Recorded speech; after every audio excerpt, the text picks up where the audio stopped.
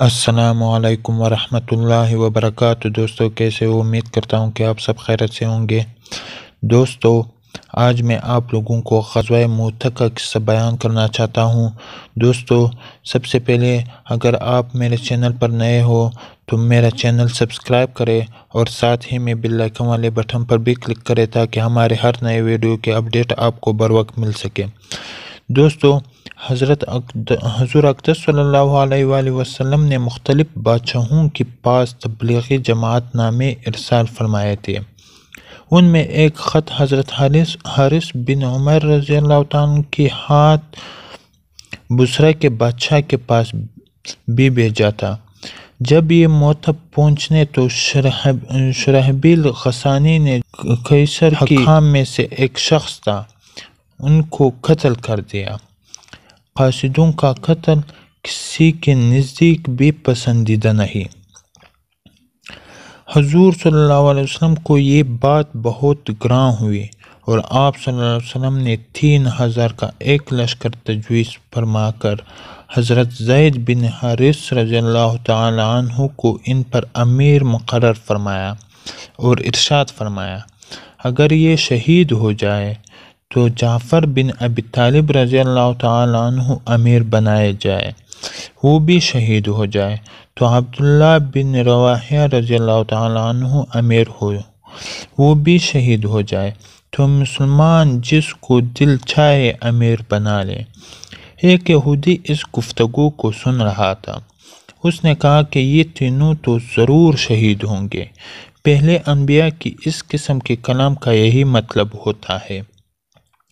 حضور اقدس صلی اللہ علیہ وآلہ وسلم نے ایک سفید جھنڈا بنا کر حضرت زید رضی اللہ تعالیٰ عنہ کے حوالے فرمایا اور خود مع ایک جماعت کے ان حضرات کو رخصت فرمانے تشریف لے گئے۔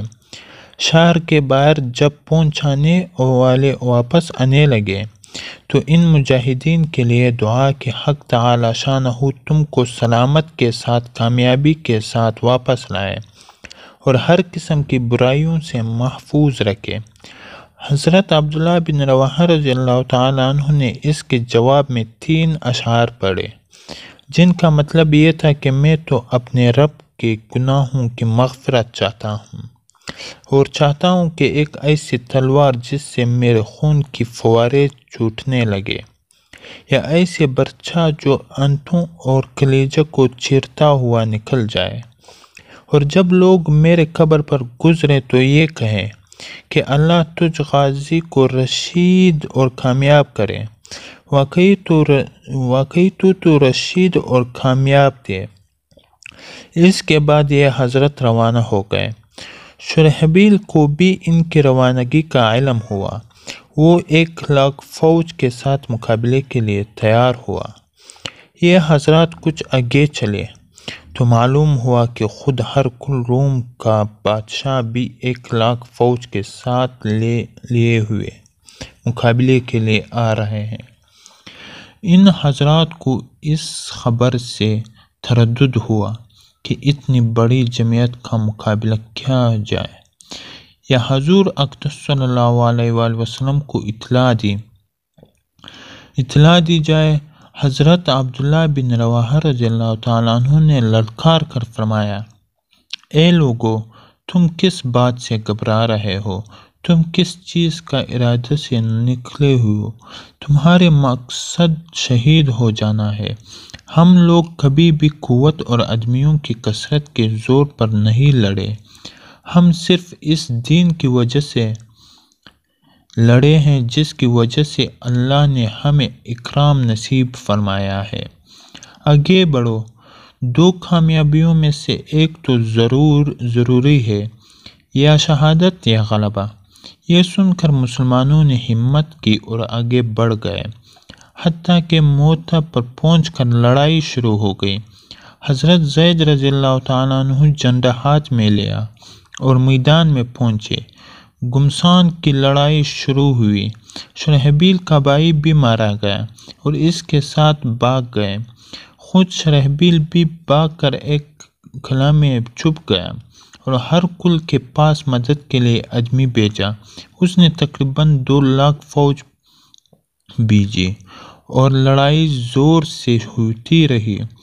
حضرت زید رضی اللہ تعالیٰ عنہ شہید ہوئے تو حضرت جعفر رضی اللہ تعالیٰ عنہ نے جھنڈا لیا اور اپنے گھوڑے کے خود ہی پاؤں کاٹ دیے تاکہ واپسی کا خیال بھی دل میں نہ آئے، اور چند اشعار پڑھے جن کا ترجمہ یہ ہے: اے لوگو، کیا ہی اچھی ہے جنت اور کیا ہی اچھا ہے اس کا قبر قریب ہونا، یعنی جو شہادت کا وقت قریب آ رہا ہے، کتنی بہترین چیز ہے اور کتنا ٹھنڈا ہے اس کا پانی، اور ملک کے روم کے لوگوں پر عذاب کا وقت آ گیا، مجھ پر بھی لازم ہے ان کو مارو۔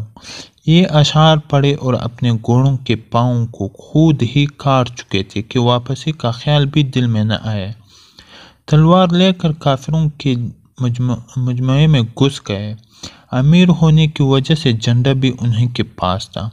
اول جھنڈا دائیں ہاتھ میں لیا، کافروں نے دایاں ہاتھ کاٹ دیا کہ جھنڈا گر جائے۔ انہوں نے فوراً بائیں ہاتھ میں لیا، انہوں نے وہ بھی کاٹا تو انہوں نے دونوں بازوں سے اس کو تھاما اور منہ سے مضبوط پکڑ لیا۔ ایک شخص نے پیچھے سے ان کے 2 ٹکڑے کر دیے جس سے یہ گر پڑے۔ اس وقت ان کی عمر 33 سال تھی۔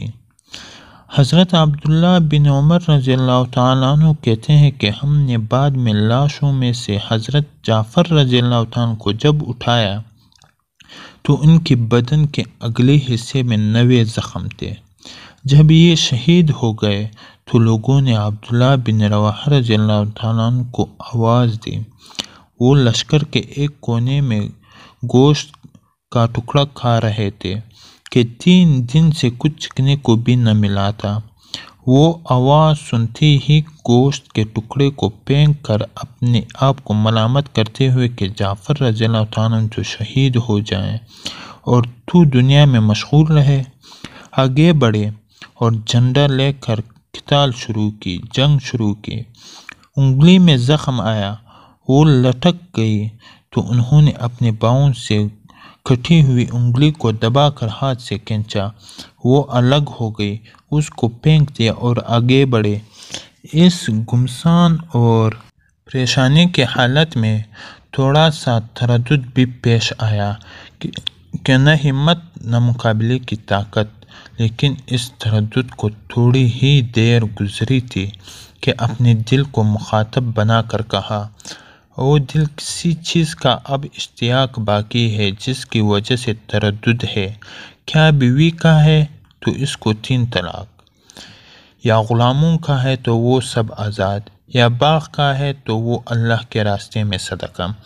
خدا اللہ کی قسم، آج ان جذبات کا اگر 1000 حصہ بھی ہم مسلمانوں کو نصیب ہو جائے تو ہماری حالت ہی کچھ اور ہو جائے۔ آج ساری ذلت خود ہماری پیدا کی ہوئی ہے۔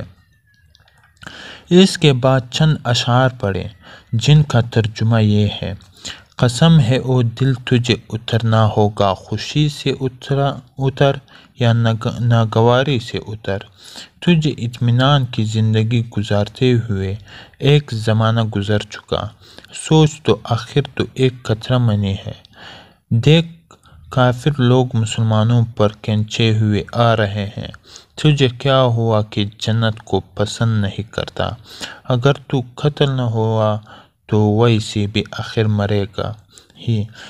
اس کے بعد گھوڑے سے اترے، ان کی چچزاد بائی کو گوشت کا ایک ٹکڑا لائے کہ ذرا سا کھا لو، کمر سیدھی کر لو، کئی دنوں سے کچھ نہیں کھایا۔ انہوں نے لے لیا، اتنے میں ایک جانب سے ہلے کی آواز آئی، اس کو پھینک دیا اور تلوار لے کر جماعت میں گھس گئے اور شہید ہونے تک تلوار چلاتی رہی۔ صحابہ رضی اللہ تعالیٰ عنہ کی پوری زندگی کا یہی نمونہ ہے۔ ان کا ہر قصہ دنیا کی بے ثباتی اور آخرت کی شوق کا سبق دیتا ہے۔ صحابہ کرام رضی اللہ تعالیٰ عنہ اجمعین کا تو پوچھنا ہی کیا، تابعین پر بھی یہی رنگ چڑھا ہوا تھا۔